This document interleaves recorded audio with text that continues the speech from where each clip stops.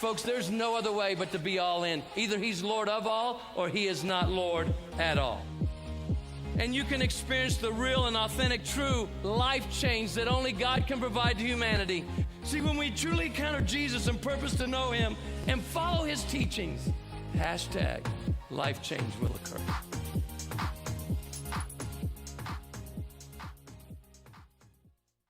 Is this my car? State Farm knows that for every one of those moments, This is ridiculous! there's one of these. Is this my car? What? This is ridiculous. This can't be happening! This can't be happening. Oh, it's happening, sweetheart. Oh, it's happening, sweetheart. Shut up. Shut up! Ah!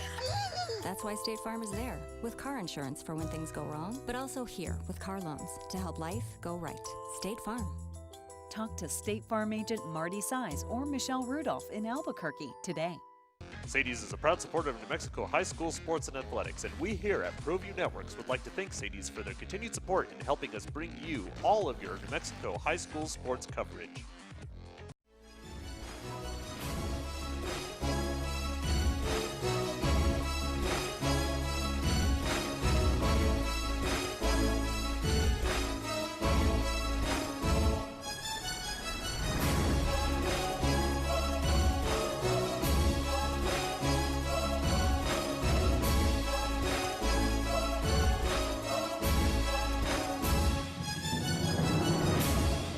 Good morning, everybody. Welcome to Red Menace TV. Leroy Lucero along with Michael Carlisle. What's up? What's going on, man? Congratulations. On? The gender reveal shirt? Like but it's that. both. Are you having twins? Well, or? we don't know yet. So it just it could go either way. It's 2019. You don't have to make a choice.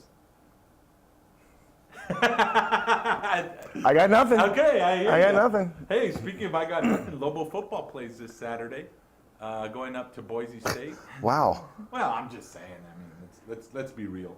Okay. Let's be real. I mean, I know that yesterday was a press conference in the paper today. Bob Davies quoted as this team's ready to go, which means they'll only lose by 30. Boise's a good team. Boise's a good team. Boise's favored by 28.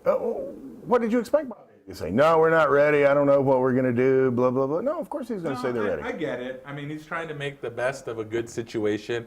We put lipstick on this pig for a couple of years now, and I think now it's just chicharrones, and let's just call it what it is. And I love kind chicharrones. I know, right? Play the string out, and then Eddie Nunez obviously hasn't made a decision yet, or at least hasn't revealed that decision. Speaking of revealing, and just wait till the season's over, and I think the bags will be packed and ready to roll. As it's time for a new chapter in Lobo football. I mean, we just can't keep going in the same way that it's going. 2 years in a row, 3-9 this year, 2-10. That's not gonna. That just doesn't fly. I mean, after a while, it just doesn't fly. To be fair, they're 2-7 right now. There's still time to get to 3-9. Yeah, who are they playing that they can get to that extra win? Yeah, I don't know. They're at Boise this week. Yeah, home that's to a Air loss. Force That's and, a loss. and home to Utah State. Well, And that's look, another loss. So boom, 3 in a row. Let's just call it what it is. That's why you play the game. Well, by that logic, why bother playing the games? Why not just call the season now? Okay. That's fine. No. I'm good with that. No. You know what? For the players, because obviously the players want to play, and that's great. And I just wish they had better leadership to lead them. I'm not saying Bob Davies a bad coach. He might be a good coach, but the leadership is off. There's something wrong. The team is no longer. When he first came here, it was out hustle, out work, out discipline, right? I think out hit was in there somewhere. Yeah, somewhere in there. I think it's just out now. Everything just seems falling apart. It happens. Chemistry breaks down. Things happen. Coaches are not just here, but they're all over the place for a while, and it just happens. Yeah. No, look, I'm not going to sit here and try to tell you Bob Davies done a great job the last 3 years, because obviously the record doesn't reflect that at all. Part of that might be the players not executing, but point being that there's plenty of blame to go around for everybody now. Does Bob Davie have to ultimately take the fall for that? That's entirely possible. We'll see what happens once the season's over. But yeah, look, no matter where you come down on that, there's no doubt the last 3 years have not been good for Lobo football, and the fans have gone away, the wins have gone away, and frankly, it's hard to envision, if you're a fan, seeing things get better right now. It's not just that the fans have gone away and the wins have gotten away, but I think the emotions, the passion, of the fans has gone away, and that's the worst part. I think. I mean, I've been a Lobo football fan for my whole life. So losing or not winning, the wins going away, is not anything new. But there was always that, like, I don't know, hope. You know, there was always that hope that you were possibly in every game, even if you knew you weren't. There was always that, like, feeling and that caring. And I just, you know, listening to your radio show, following upon the Twitters and the tweeters and the Facebook and interacting with Lobo fans, they're just like, whatever. It's like, oh, there's a game this week? Whatever. And I that's the part that bothers. And then obviously the off-the-field stuff, which I don't think coaches have any control over. I mean, there's no way a coach can have control over 90 young men and what they do and stuff like that. But, you know, I know as on the fan standpoint, a lot of them look at that and they say, oh, well, the coaches. But it's like they don't have, they're grown men. I mean, I know they're young men, but they're still grown men. And they make their choices or decisions, and the coach kind of has to deal with that. Yeah, that's fair. I don't think you can blame Bob Davie for most of the off-the-field stuff.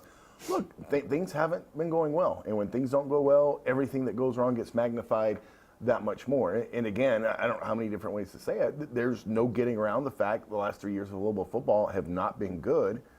And, you know, the fans that are still around, the fans that would like to come back, want to see something. You kind of touched on this, want to see a reason to care again, a reason to have some optimism and some hope. Yeah, exactly. Okay, let's switch gears to Lobo basketball across the street. Season started, men are 2-0, women are 3-0. Men play on Wednesday night, correct? Yep, tonight. They play Green Bay. For those of you watching live, it's going to be tonight. They're Right. playing Green Bay. Is Aaron Rodgers leading that team? I believe so, yes. Okay. Yes, I do believe he's the starting point guard. Okay, great. Anyway, so far so good. I think, you know, that team, they took lumps, and that's the thing. I mean, obviously they took lumps the past 2 years. They weren't spectacular. And obviously 2 games into the season, 3 games into the season, you're not ready to say that this is an NCAA team. But you're seeing, I think you see things with this team that are positive. You know, we just talked about wanting to see hope and optimism with Lobo football. I think you do see that with Lobo basketball right now. And if you've been out to the pit for either of these first couple of games, you've gotten the impression, hey, Jaquan Lyle's the real deal. You know, hey, Zane Martin's pretty doggone good. Carlton Bragg looks lean and mean. Manigault had a big night the other night. McQuatch Malawatch had a big game in the first game. There's a lot of reason for optimism. Now, are there things to improve on? Yeah, of course there is. But you do get the feeling of optimism. They were picked to finish third in the conference this year, and there's no reason they can't do that. And if things go well, maybe do a little better. They're trending up, and that's the thing. You're seeing, so we talked a little about Lobo football and that lack of cohesiveness or chemistry. I think you're kind of seeing that with Lobo basketball. You know, they've been together for a couple of years. Coach Weir's kind of settled into Albuquerque and the pit, and expectations. I don't want to say they've gone down. I don't know if Lobo basketball fan expectation ever really goes down. Right. But they're a little bit more accepting of realizing it's going to take a year or two to kind of get that all together.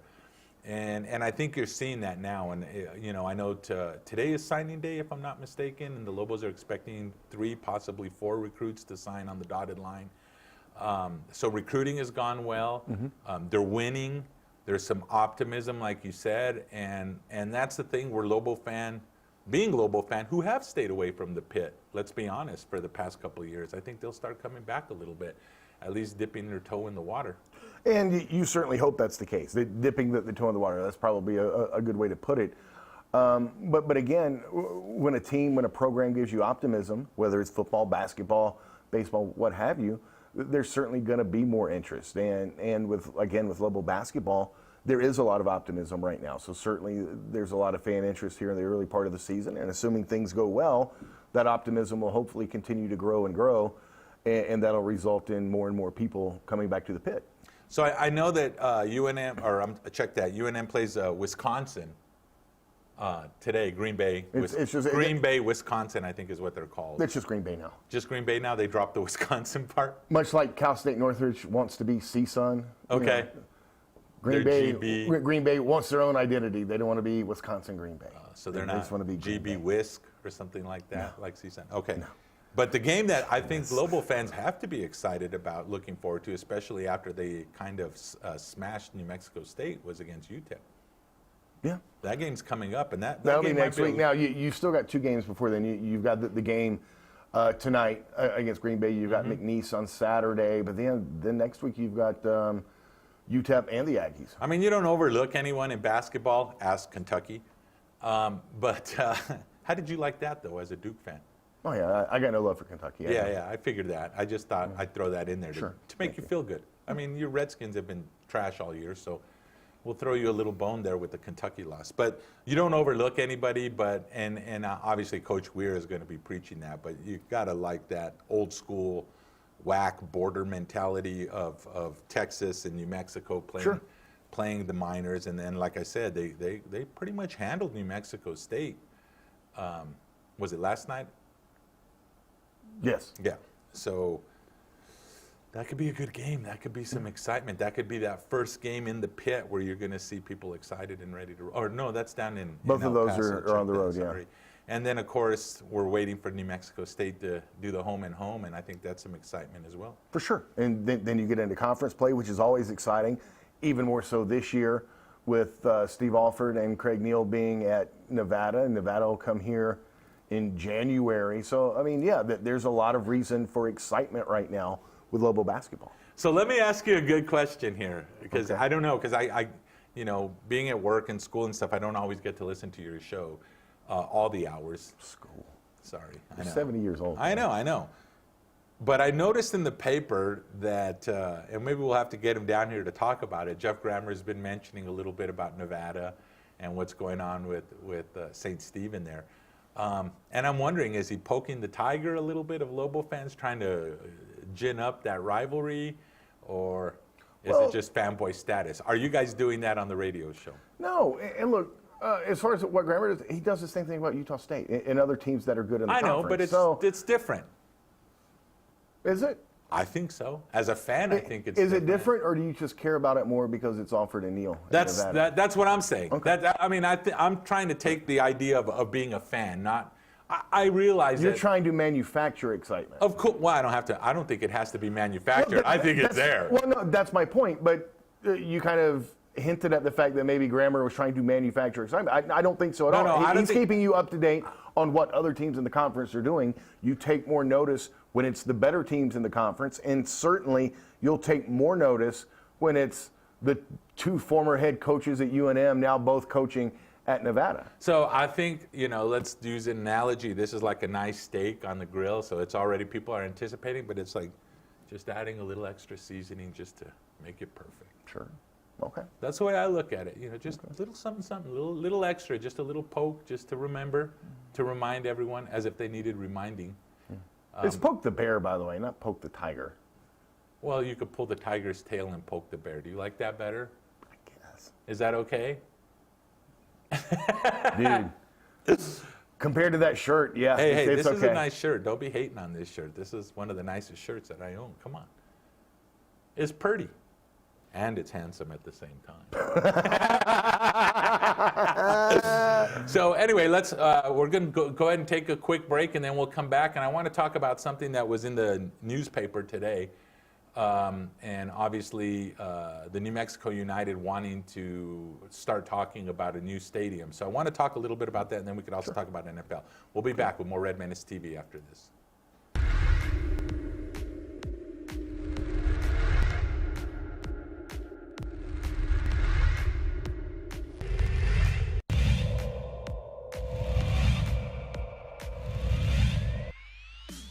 Forrester, that through passes to her.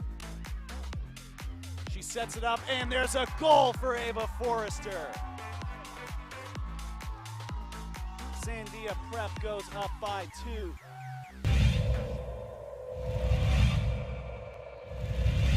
That's number 21, Sierra Sains. And all of a sudden, here's Romero. She looks like she's a 1-on-3. She takes the shot, and it's in! Hello!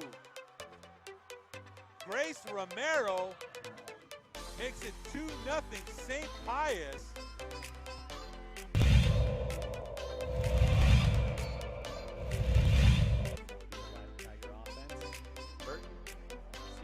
Garcia immediately in his face. And the pass is made. It's a touchdown.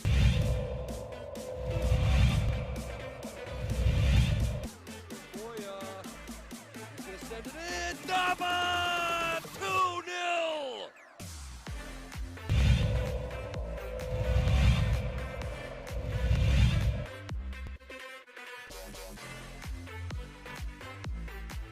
All the way across and in.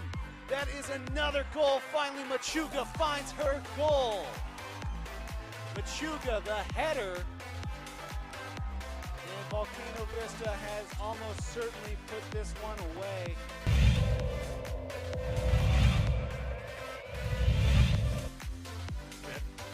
Takes Jensen on the slant to Thomas again. Thomas gets free, and he's in for the house call.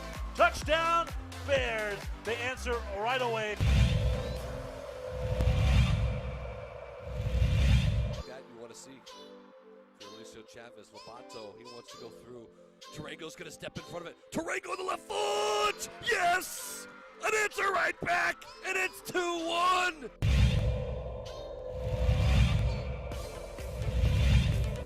Ramirez in trouble here early again. Another shot puts Ramirez against the ropes. That will do that. That should be that 141 in the first round.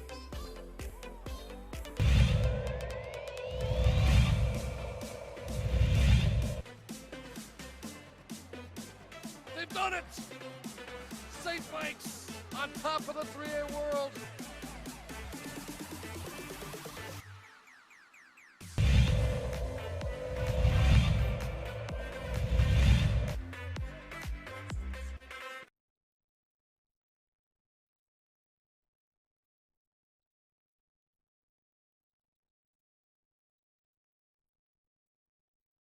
The world-famous Laguna Burger is beautifully handcrafted. A burger that's created from certified Angus beef, sinfully cooked to juicy perfection, and garnished with New Mexico's Hatch green chili. Tempt your taste buds with mouth-watering fresh ingredients. Cut! We're gonna need another Laguna Burger. Try the irresistible, world-famous Laguna Burger. Visit thelagunaburger.com. It's fresh with a kick. Take 32. Well, I'm going to the frontier, walk up to the cashier, order up a root beer and a #1. Cover it with green stuff, one scoop is not enough. Find a booth is real tough, back by the Duke. Meet my family, meet my friends in the quirkiest restaurant I have ever been. All of Albuquerque's favorite spot, it's the Frontier Restaurant. The Frontier Restaurant is a proud supporter of ProView Sports Network. Get into the game with Garden Swartz Team Sales. They have everything you need, from screen printing, embroidery, and digital printing services, high school letterman jackets, and all high school and club uniforms, and individual and team apparel with the most reliable brands like Speedline, Rollins, and Wilson. And don't forget to check out the latest F7 Shut helmet. It's all at Garden Swartz Team Sales. Give them a call, 505-884-1234. Garden Swartz Team Sales. Car Crafters. Don't sacrifice quality and flavor when you're in a hurry. Golden Pride offers ribs, fried chicken, green and red chili breakfast burritos, and Frontier Cinnabons.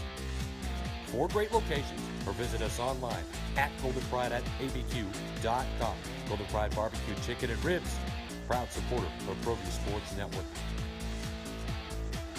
All right, welcome back to Red Menace TV. Michael Carlisle, I just want to I want to ask you some questions about this. This was in the newspaper today. I guess the ownership group or someone with the New Mexico United was talking about trying to talk to the state about getting money appropriated to build a new stadium. What are your thoughts on that? I mean... Yeah, well, first, the deal on that is there's an interim legislative committee meeting this week that I'll hear a pitch about a possible new stadium here for the United and possibly another soccer team. I got no problems with it. Okay. Look, I'm not a soccer guy, but it doesn't mean I can't see the benefit. And, you know, you saw what the United did in year one as far as fan base, attracting fans. They were successful on the field. if you really want to grow this and build this and hopefully one day have an MLS team, you got to build a stadium. And so I've got no problems with this. Where's all the money going to come from? Well, they're looking for about $30 million from the state. But again, this would be a stadium, according to Mo Maestas, the state representative, that's publicly owned, much like Isotopes Park. Right. And the thought, the hope would be that they're presenting you a check every year, much the way the Isotopes do, and that pays for the stadium itself over, I think they're hoping like a 20-year period. So the Isodukes have how many games a year? Home I games? think they play like 140, so whatever that is, 70 home games. Okay, and they do pretty well attendance-wise, right? I mean, Yeah, they're always near the top. and so of the that PCL. stadium's used quite a bit. I know that they rent it out or lease it out to whatever different organizations that use it for whatever. This stadium would have to be the same thing. I don't know how many United games there were. I don't know. I mean, I see what you're saying, and I'm not against building a stadium. I think it's got to be really multi-purpose, that it has to be more than just United and this alleged women's professional team. It has to be able to be used more. Maybe they let it be used for high school football. I don't know how that would work as far as converting I'd be fine that with over. that. Do you need somewhere another stadium for high school football right now? Yeah, I think you do. Okay. I think you do. I mean, we look at some of the other bigger cities across the country, and almost like, well, I lived in Dallas for a year, and it was insane. I mean, some of those stadiums were nicer than Lobo Stadium. I mean, high school football is a big deal, and they're always trying to, that's why they have games on Thursday, Friday, and Saturday. Community is a nice stadium. I mean, I don't know. Our very own Adam Deal mentioned that as part of being part of the USL, that they had to get a stadium in 3 years. Right. Maybe they see what they can do with Community Stadium and play out there. That's a nice stadium. I don't anticipate them filling up more than they already have with the Isodukes at Isodukes Park. I just don't. I mean, I could be wrong. Yeah. I mean, far be it for me to be wrong. But let's see. In my opinion, Michael, or Mike, sorry, I don't know why I call you Michael. That's like a Portnoy thing, right? Well, Michael's my name. I know, but Mike is what I'm used to calling you. I would think give it a year or two and see what happens when this team maybe has a tough year or that new toy feel. Right. Well, a couple things. You got to have a stadium in 3 years, so I don't know you have the luxury of waiting. But the goal is, and whether or not it's accomplished, we'll see, but the goal is to continue to build off what you started this year. And whether we're specifically in this instance talking about the United or any other team in town, you want to continue to build, and they feel like, and frankly, to remain, you're going to have a stadium, but the next step in that continuing to build and grow as a franchise, as a team, is a new stadium. So that's something you've got to start work on now, because after you get the money, you got to build it. It just doesn't pop up overnight once you get the money. So in an effort to continue to grow and build soccer in the city, in the state, specifically the United.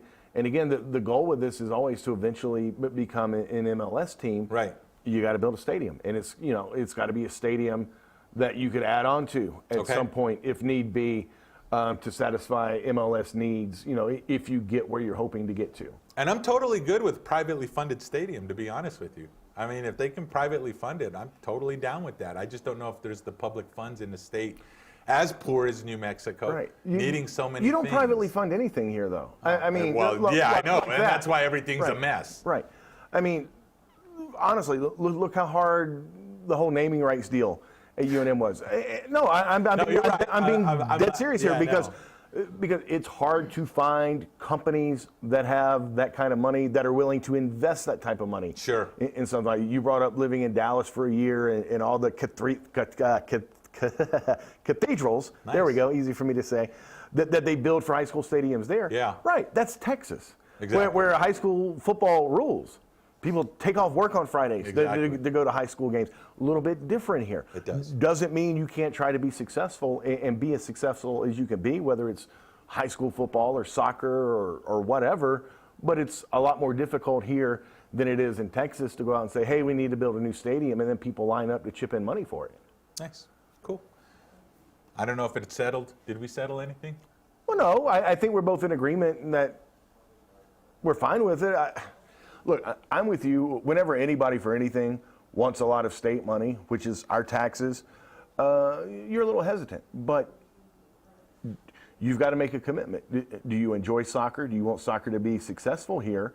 Do you want to grow soccer here? If you do, you're going to need to build a new stadium. Okay, fair enough. I'm okay with it as long as, like I said, if it was privately funded or at least the majority private funded, I could see that. But that's just not going to happen. I know. If it's fully state funded, we have so many other needs other than a soccer stadium. And I think the thing for me is, once again, it's the first year. We talked about this, all throughout the entire time. It's just like the fact that they were semi-successful this year. I mean, obviously they were at the gate. But when I say semi-successful, there was a lot of draws. Things kind of started to slow down a little bit towards the end. They made the playoffs in their first year as a team. I'm totally down with that. I get that. But it's the new toy field. That's part of it as well. Give it a couple of years. See what happens. See if the fans truly embrace the entire program or not before we start investing $35 million into something like that. And I hear you on that. But again, if you give it a couple of years, then you've got a year to get funding for a stadium and build it and be ready to play in it. Yeah, if you give it a couple of years and then you tell the USL, we've got the funding, we just haven't started building it yet, I think they'd be okay, especially if they're successful and continue to fill Isa Dukes Park. Hey, real quick, I want to switch gears once again. Colin Kaepernick's having a one-on-one workout, I guess, with inviting all the NFL teams. I don't know who's showing up. I saw a report that the Cowboys might be interested in Colin. Cowboys are, and by the way, this isn't something Kaepernick set up. This is something the NFL set up. Oh, he set it up? I thought nope. Kaepernick set it up. Nope. The NFL set it up. Do you think this was part of their lawsuit settlement? Yes. Okay. Kaepernick wanted to do this several months ago, and there was no interest. The NFL contacted them at the last minute and said, hey, if you want to do a workout, it's got to be this Saturday. They wanted to do it the following Tuesday when more teams could go. Saturdays, day before game, half the teams in the league are traveling, getting in the hotels. The other half are at home getting ready for games, and it's harder for people to come out. He is going to have a workout. Scouts will probably, I don't see an assistant coach or a head coach. There'll be GMs, and I don't know head coaches wise. There'll probably be some assistants that show up. Yeah. Okay. Interesting, just one player getting all that action. Don't you think they should maybe invite some other players? And who? Johnny Manziel? Yeah, there you go. Maybe I'm just trying to help maybe they could have Antonio Brown come and catch passes from him, and Des Bryant. No? Yeah? Thoughts? There's a difference between Colin Kaepernick and Des Bryant and Antonio Brown. What are they? Well, they're teams that are interested in Antonio Brown and Des Bryant. Okay. So I like it. That's good. Good shot. Seriously, if they could get some guarantees that he wouldn't be put on the exempt list as soon as he signed, Antonio Brown will be on the team. Yeah, I think you're right. And that's probably why the Patriots cut him when they did. Well, no, the Patriots cut him because they had an understanding. Everything had gone on, all right, two sides to every story. But when he sent out the group text that included one of the victims and was making threats and telling people to go after this person, he did that as a patriot. The other stuff to them was forgivable because that was in the past. Right. But he did that as a member of the Patriots. At that point in time, the Patriots had no more use for him. You can't put stink on the program, right? Sure. And I think that's why you're right. I don't think there's a lot of interest. Speaking of sting on the program. Yeah. The heck happened to your Cowboys Sunday night? That was a great game, but Jason Garrett, once again, who does not call plays.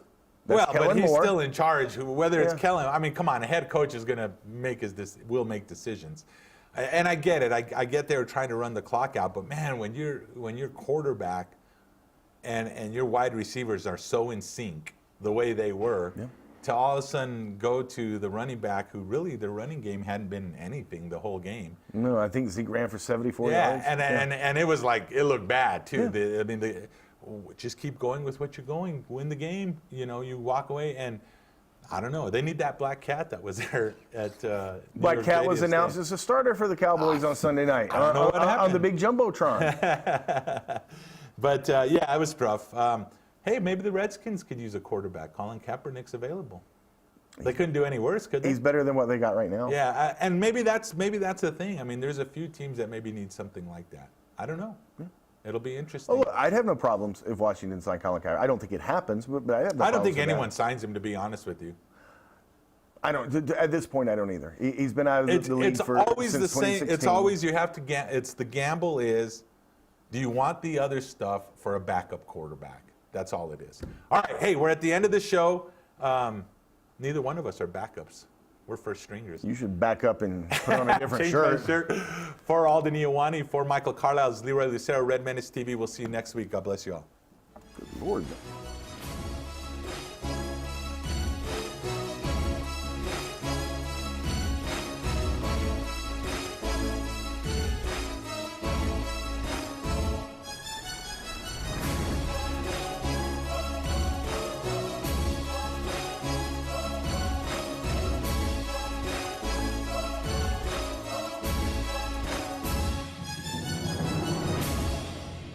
Car Crafters, proud supporter of ProView Sports Network.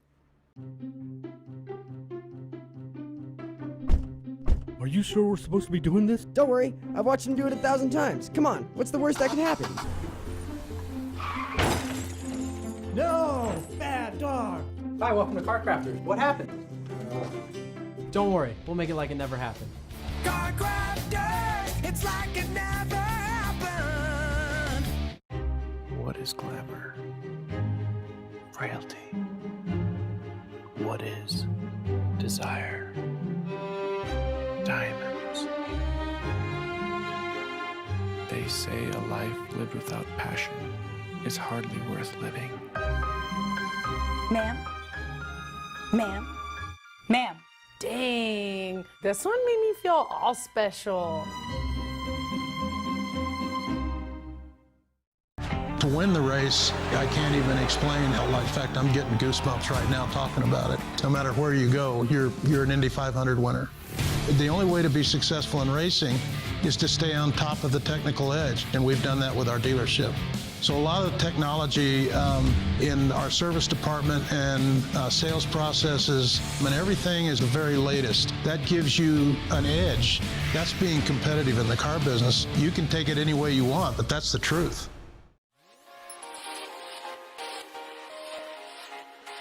Folks, there's no other way but to be all in. Either he's Lord of all or he is not Lord at all. And you can experience the real and authentic, true life change that only God can provide to humanity. See, when we truly encounter Jesus and purpose to know him and follow his teachings, hashtag life change will occur.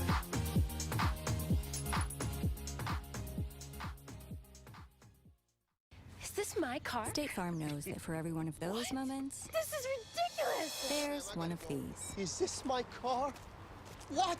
This is ridiculous. This can't be happening! This can't be happening. Oh, it's happening, sweetheart. Oh, it's happening, sweetheart. Shut up. Shut up! That's why State Farm is there, with car insurance for when things go wrong, but also here with car loans to help life go right. State Farm. Talk to State Farm agent Marty Size or Michelle Rudolph in Albuquerque today. Sadie's is a proud supporter of New Mexico high school sports and athletics, and we here at ProView Networks would like to thank Sadie's for their continued support in helping us bring you all of your New Mexico high school sports coverage. The world-famous Laguna Burger is beautifully handcrafted. A burger that's created from certified Angus beef, sinfully cooked to juicy perfection, and garnished with New Mexico's Hatch green chili. Tempt your taste buds with mouth-watering fresh ingredients. Cut! We're gonna need another Laguna Burger. Try the irresistible world-famous Laguna Burger. Visit thelagunaburger.com. It's fresh with a kick. Take 32.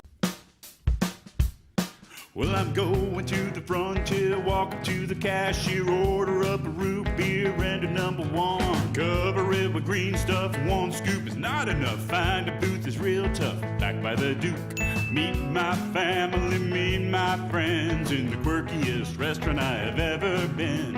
All of Albuquerque's favorite spot, it's the Frontier Restaurant.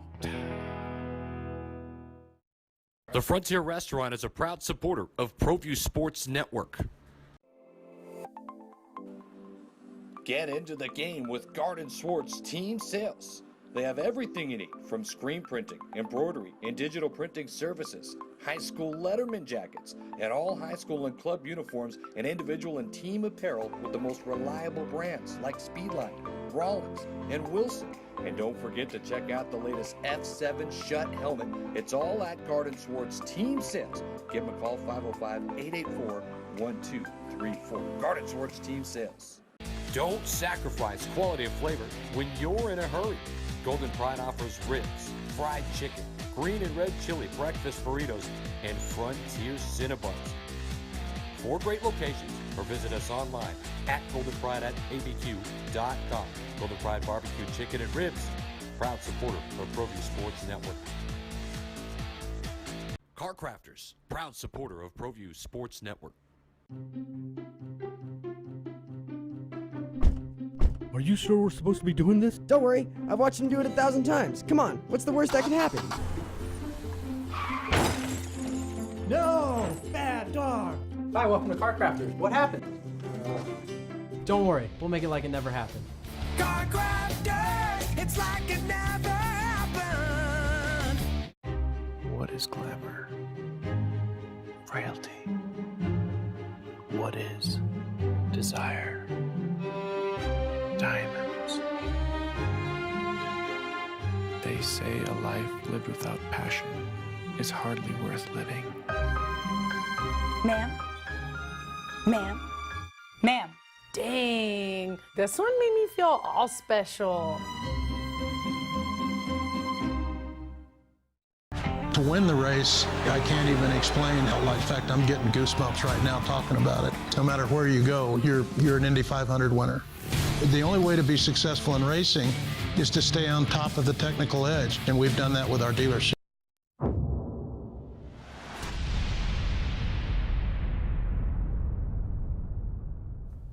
Welcome to the place where we talk about people getting punched in the face. This is Cage Minds. I'm Micah Frankel. Big shout out to Edwin Reeves, Mac 10, the new lid here on set. It's a busy week, guys, locally. We're going to get to it. You saw it right here on ProView Networks. New Era Legacy Boxing Promotions. Josh Pitbull Torres with the crushing knockout. Yeah, we'll have the highlights for you in a little bit. But we have a special guest joining us right now. So we're going to kick off our segment with an interview, welcoming in the Beast, Tyler East, returning from retirement. Sir, how you doing? Good, how are you? Good. Good to see you back. And heard it's going to be in a big way coming up December 7th as we're going to be fighting for a USKA Pro Muay Thai heavyweight title fight. I hope I got all that mouthful out in correctly. Yes, you did. So I'll be fighting in Allentown, Pennsylvania. Going to be going up for a heavyweight belt for Muay Thai, and I'm excited, man. It's going to be good. 2 times you fought professionally, kickboxing, first time Muay Thai. What is the kind of thoughts, feelings that you have jumping into the first time in Muay Thai? You know, like I said, I got a lot of fights. So jumping in Muay Thai is just another fight for me. You know, I've been training for this my whole life. So Muay Thai is just another step in my career.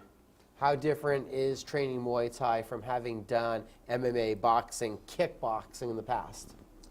Well, it's I would say it's actually easier because I'm focusing on one thing. You know, it's all standing.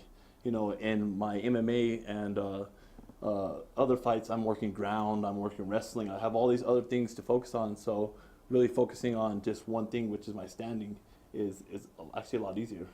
Now, do you consider yourself, with the MMA background, do you consider yourself, though, more of a striker, more geared towards the stand-up battles? Yeah, I believe I'm more of a striker. You know, I came from a wrestling background, but I love to stand and fight. You know, it's just once I started to get my stand-up game going, I just really enjoyed it and just really fell into it. When did you realize that you had that joy and that love for the striking? I mean, right out the gates. You know, I remember my first time in the gym. I was 16, 17-year-old, and I walk into Fit NHB, and there's a guy on the mat, and he seems real, kind of arrogant, kind of cocky, but I think of him as another person. And we go on for the first round. I take him down, you know, and I'm doing good with him, and we stand up and he head kicks me, and I'm rocked, and I shoot on him again, take him down, and it turns out it's Carlos Condit, you know, and that was my first go at MMA period was against Carlos Condit, and it was a good start, and from that moment on, I just knew I wanted to fight, and I knew that I had a love for the stand-up game. What made you want to go towards? What made you go to the gym? Well, I had no competition in high school for wrestling. I mean, I went 131-0 in high school, and I teched my guy in the finals my senior year. And just trying to get that next level of competition, I wanted to go into a professional gym to wrestle with some of the professional fighters. So doing that, you know, Tom Bond, he said, hey, do you want to take an amateur fight? So I was 16 and I took my first amateur fight, and right after that, Bellator came and asked me if I wanted to do a contract. And I actually got a contract with Bellator, and the rest is history. Now, where did it lead from those wrestling roots to the Tyler East that I've seen the highlights of? Spinning back elbows, flying knees, all these dynamic, crazy, unorthodox, flashy techniques from a wrestling background. Well, it's kind of funny. This kind of came natural to me, you know. I've always been a natural-born athlete, so getting in the gym, I knew that I wasn't going to be just a normal, your everyday fighter. I was going to be an orthodox fighter that was throwing a lot of crazy stuff like that. So the spinning back fist, the spinning elbows, all that stuff just came real natural to me. December 7th for you, it's a return to action. It's been 3 years away. When you left, did you expect to come back, or did you expect that was the end? You were stepping away from competition. You know, when I decided to retire on camera and stuff, that was more of my pride being broke. You know, I was in a vulnerable spot in my career where I was kind of gymless, kind of went through a training camp with nobody there. You know, ended up going out there. I didn't train for the fight at all. Ended up losing a fight that I shouldn't have lost. So it was kind of more of my pride and more of being hurt, you know, and that was more of why I retired at that moment. But deep down in my heart, I knew that I was going to end my career on that leaf. You know, I wanted to turn a new leaf and come back and give it one last run. When did things start clicking? How did this run come together? When did you, I don't know, what was the first call? What was the first move to getting Tyler back to the point of getting a fight? It's funny, I was in no position to even think about fighting. You know, I was actually kind of going through a rough time at the time I got this, and it came off of a text message through Facebook. And it was like, hey man, I really want you to take this fight. It came from which now is my management, Charlie. He says, man, I know you can beat this guy. You know, your brothers fought him. Let's go beat this guy. And I'm like, let's do it. You know, and I instantly said yes to the fight. And from there on, it was like, boom, boom, boom. Everything just lined up, and it's been a pretty cool trip to come back to the ring. Now, how does it feel? What did the body feel like getting back in the camp? You know, muscle has memory, and that's what I was explaining to my coaches. I'm like, give me a couple days, you know, you'll see that muscle does have memory, and it was a smooth transition right back into it. It's like I feel like I've never been out of camp, you know. I feel like I'm back right to where I stepped off, maybe even better, you know, with the rest and just to be able to get my mind right and really think about my combinations and think about the actual fight game. You know, when I was younger, I didn't have time just to think about things. Now I'm like slowing it down and really thinking about what am I going to do. I'm visualizing things and really putting them into action. I said this to you the other day. I remember the first time I met you, just kind of at the entrance of the pit before MMA Fight Pit Genesis, a big fight for you. Keith Jardine was in your corner. I'd met you guys real quick, and it's been a rapid progression, these big opportunities. You look back, was it a lot too much too soon almost for you? I think so, you know. I think you know, like you give a dog a long leash, you know, it's gonna run, you know. And I feel like I got a little too much too soon in terms of I didn't respect what I had, you know. And I feel like now that I'm older and I've gone through some of the things I've gone in life, the life experiences are really going to help me to make better decisions, not only financially, but just in my career in general. Now, we've seen Joe Stripling out here, who you'll be fighting for that title belt on December 7th. He fought your brother. Now, what I took away from that was seeing that he's one of those traditional Muay Thai guys. He can take some damage. He comes forward. He uses his knees. What did you think about him when you saw him here live in Albuquerque? Well, you know, him and Cody's a good matchup for him. You know, Cody doesn't have a lot of the crazy spinning elbows. Cody doesn't have a lot of the crazy. Cody's more just of a basic fighter, a lot of power, not a lot of cardio. So that's a good matchup for Joe, because Joe has a lot of cardio, and Joe is a well-trained Muay Thai fighter. You know, and I just don't think that Joe could handle faster pace of a fighter, and a fighter that's going to be more unorthodox and throwing a lot of crazy stuff. So I don't think I'm a good lineup for Joe. I think Cody was a good lineup for him, but me and Cody are just two different fighters. Not taking away nothing from my brother, because my brother's a great fighter, but just two different styles of fighting.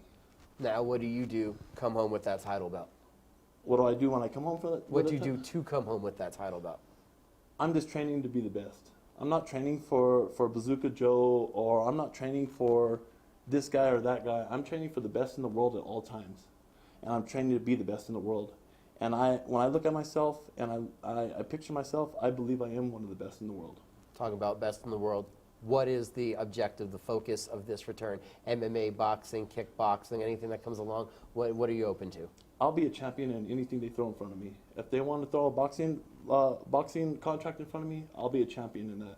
If they want to throw a kickboxing in front of me, I'll be a champion in that. If they want to throw MMA in front of me, I'll be a champion in that. Wherever I go, I'm training to be a champion.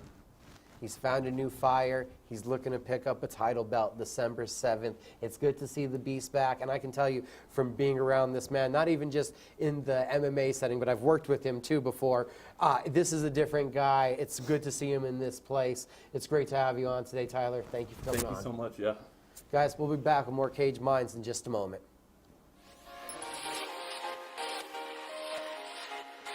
Folks, there's no other way but to be all in. Either he's Lord of all, or he is not Lord at all.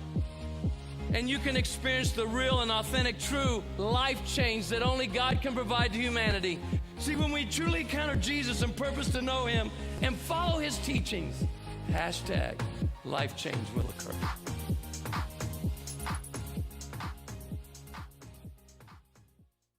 Is this my car? State Farm knows that for every one of those moments, This is ridiculous! there's one of these. Is this my car? What?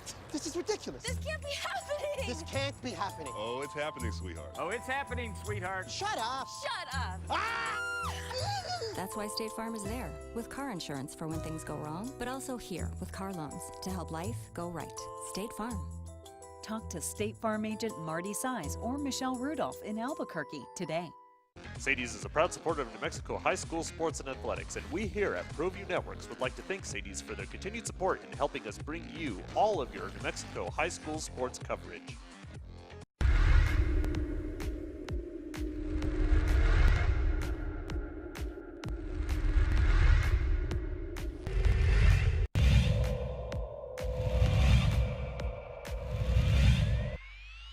Ava Forrester, that through passes to her. She sets it up, and there's a goal for Ava Forrester. Sandia Prep goes up by 2.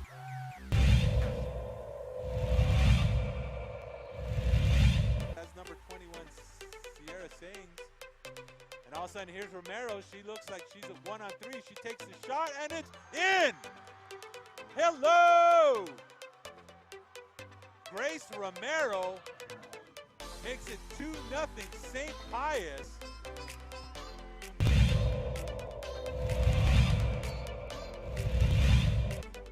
Tiger offense. Burton sees Garcia immediately in his face. And the pass is made. It's a touchdown.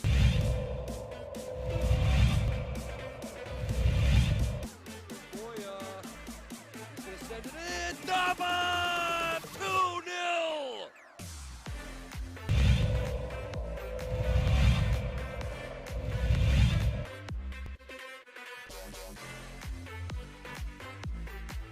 All the way across and in. That is another goal. Finally, Machuga finds her goal. Machuga, the header. And Volcano Vista has almost certainly put this one away.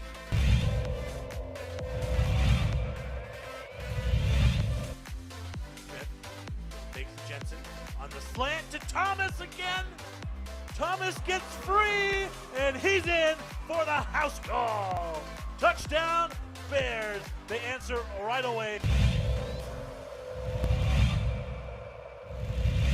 That you want to see.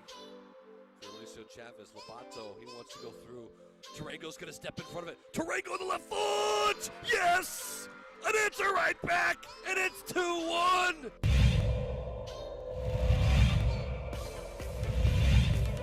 Ramirez in trouble here early again.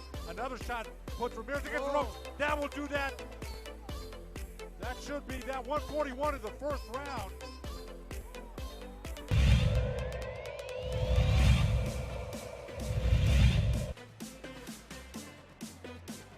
They've done it! St. Mike's on top of the... We're back, and from those top 10 highlights, we're going to jump into my highlights of this week, jump into what happened with the MMA action around the world. I can tell you guys that one championship, Master Fate in Philippines, Joshua Payao retains his men's strawweight title over Rene Catalan by unanimous decision. Nam Stonk also a big performance over B Win. Bellator, Windstar World Casino, Thackerville, Oklahoma, Bellator 232, a big night for the 205-pounders and the heavyweights. We're talking about the big boys in Oklahoma and making one of the biggest impacts. Now 2-0, big head kick knockout victory for Christian Edwards, the Jackson Wink prospect, showing why he jumped from the amateur ranks, bypassed the amateur ranks straight to the professionals. Eating his first loss is Jordan Young, a spectacular debut for Julius Ingliskis. Terrell Fortune, a second-round TKO to open up the main card. The talented NCAA wrestler now transitioning and showing off his full array of mixed martial arts skills. Former title challenger Arlene Blenkow, too fast, too much hand speed, defeats Leslie Smith by unanimous decision. A big win for the Aussie. Unceremoniously sent into retirement, Andrew Capel knocks out King Mo. It was King Mo actually catching a Capel kick, but then eating a right hand straight down the pipe. The follow-up on the ground, academic. Best wishes to King Mo. The main event, John Salter keeps winning. It's like 9-1 in the Bellator cage. Grinds out Constantino Van Stees. The unanimous decision. Tremendous grappling from the technical expert. Next morning, the UFC was in Moscow, Russia for UFC Fight Night 163 on ESPN+. Got started here at 9 a.m. for us local time. Crazy finish finishes off the prelims. Magomed Ankilov defeats Don Lunch Luchibungi by knockout. It was a front kick, follow-up punches. I'm talking about devastating. I'm talking about taste my foot. Anthony Rocco Martin defeats Ramens Emid by unanimous decision. Rocco, fine jab, showed off his striking, looked tremendous on the ground, threatening with Darish chokes, showing why he deserves to be in the top 10. Then we get up to the co-main event, and doing the dancing, showing his striking, Alexander Volkov teaches a lesson to Greg Hardy. Hardy, on short notice, jumping up into the top 7, into the deepest ends of the heavyweight division, where he yet should not travel, and he was showing why. Then in the main event, Zabit Magomed Sharapov is able to put two tremendous rounds together, the first and the second. I mean, look at that cartwheel kick hitting Calvin Kattar from every angle. Kattar would come back hard in the third round, but it was not to be, as Zabit would pick up the decision victory. Unfortunately for Magomed Sharapov, not the kind of performance that makes people clamor for you to be the next title challenger, and that's what I expected from him, but still a win. now in the boxing ring. Now Inyo is able to defeat Nato Donaire. We also have Alex Flores defeated Mario Herrera by TKO. Shout out to Amanda Borg, a draw with Brianna Sanchez there on Fight Pass. Jamal Herring defeats Lamont Roach Jordan to retain the WBO junior lightweight title by unanimous decision. And KSI gets the split decision win over Paul Logan. Yeah, I just said that. Wow. Okay, cool. I think we had local boxing highlights. Let's get to something that we can really sink our teeth into. Little Pitbull humor right there. Let's get with it, Alden. Cool. Clinton Chavez, big hooks. Anthony Hill, wild and unorthodox, but you know you're getting hit hard when he is literally knocking the cornrows out of the man's head. Moving on up, and it may have been a wrong move. 2 fights in 8 days. Derek Pettis is ever tough, but was eating big overhands all night long from Double G. Gabe Gobbledone, 3-0 now. The Pettis camp not happy about the stoppage, but really this wasn't 3 rounds of damage. That was 8 rounds of damage. Move on to the get back. A receipt owed, and it was cashed in by Jasmine Hogue. He wants a trilogy bout. He pulls out the decision victory over Xavier Parapardua. They are now 1-1. Let's see that trilogy bout. Legacy Boxing. Abel Navarrete, ABF champion. And you can see why. The man does it with powerful shots, aggression, cornering off Jose Martinez and not letting off the gas. Martinez literally getting bludgeoned here and then out cold. The lights go out. Devastating knockout. The knockout of the night. Go up to the other ABF title fight. Our feature fight, Angel Baby, Aaron Pettis. The Matador, technical defensive mastery, making ISO pay every time as he was charging forward like a bull. Amazing counters from Angel Baby. That title belt looking good now, 10-0. That is a huge victory. Co-main event, the streak of upsets from Isaac Luna here in the 505 comes to an end as Jose Luis Sanchez looks as crisp as he ever has.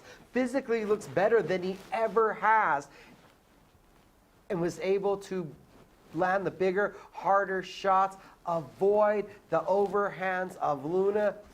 This fight, a week before the fight, was changed, moved up a weight class, reportedly on the request of the Luna camp. I have it on a good information that it's also been agreed to that they will rematch on the next Legacy Boxing card, even though Jose Luis Sanchez would rather have a second crack at Josh Pitbull Torres. They met quite some time ago. But still, a big victory, 8-fight win streak now in all for Weddle Sanchez.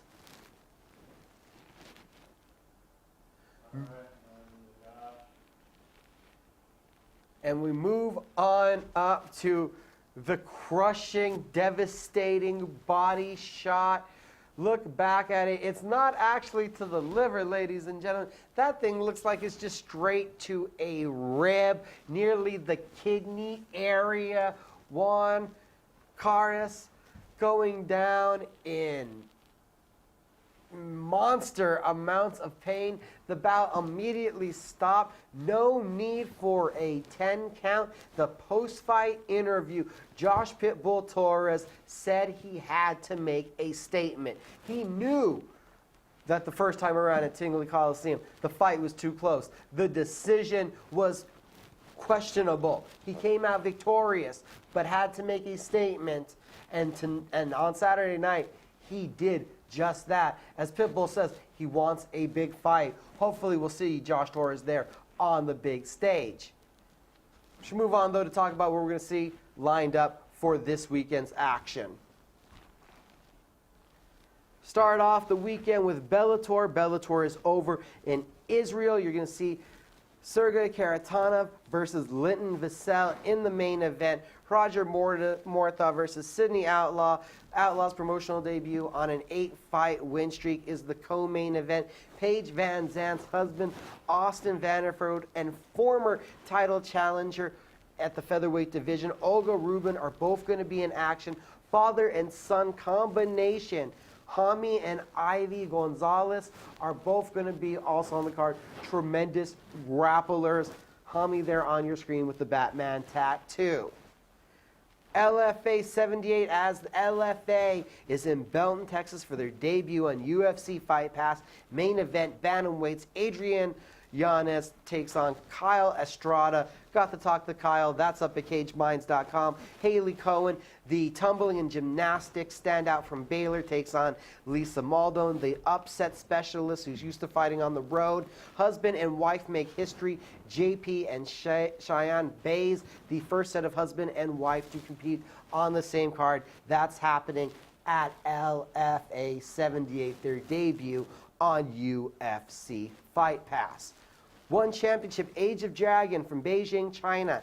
Elias Anchiai and Wenfeng Wang battle for the Super Series 135-pound kickboxing title. You also have Tariq Khabib and Rahman Ki Kaye battling for the 220-pound Super Series kickboxing title.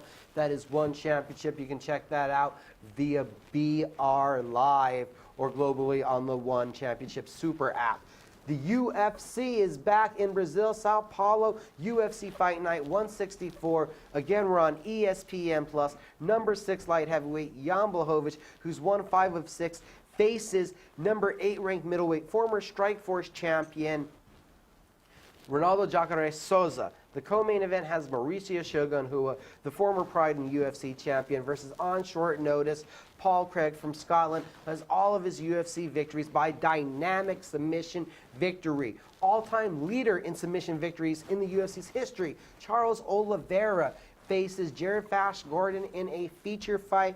Not to mention, you have heavy-handed Brazilian Douglas de Andrade in a bantamweight battle against Renan Barão, the former UFC bantamweight champion. That is a big one there in the jungle. The UFC returning to the global standards, returning to the submission heavy style that you will see there in Brazil, as the Brazilian crowd will be making a lot of noise.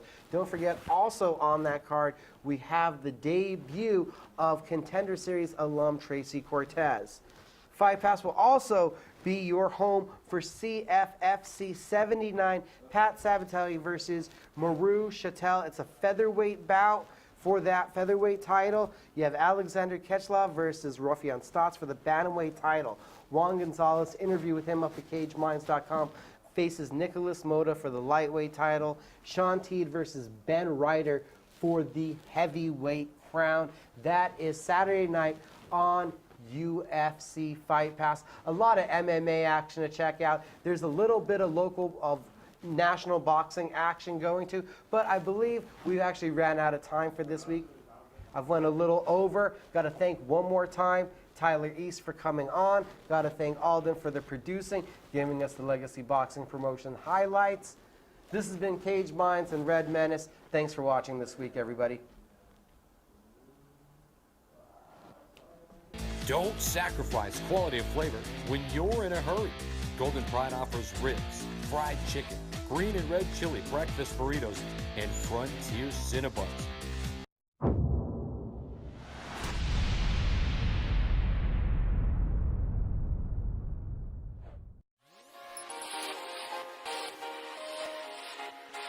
Folks, there's no other way but to be all in. Either he's Lord of all or he is not Lord at all.